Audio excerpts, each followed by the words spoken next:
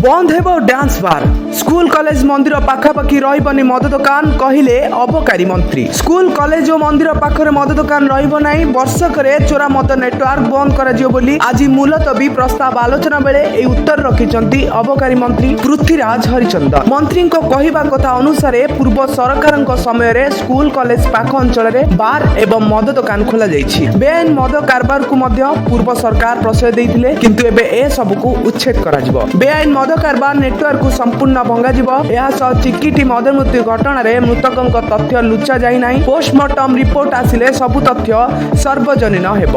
सबुठु गुरुत्वपूर्णमय कथा हेउछि dance bar संपूर्ण बंद कर स्कूल कॉलेज और मंदिर पाखरे मद दुकान रहिबो नाही निर्दिष्ट दूरतार रहिबो चोरा मद नेटवर्क बंद कर सरकारी जगह हेउथिबा मद दुकान को बुलडोजर लगाई भंगा वर्षक भितर बेआईन चोरा मद व्यापार पूरा बंद हेब। जो माने बेआईन मद कारबार रे लिप्त अछंती सेमानक विरुद्ध रे कड़ा कार्यानुष्ठान ग्रहण कर अबकारी मंत्री पृथ्वीराज हरिचंदन। ब्यूरो रिपोर्ट जागरण 24 न्यूज।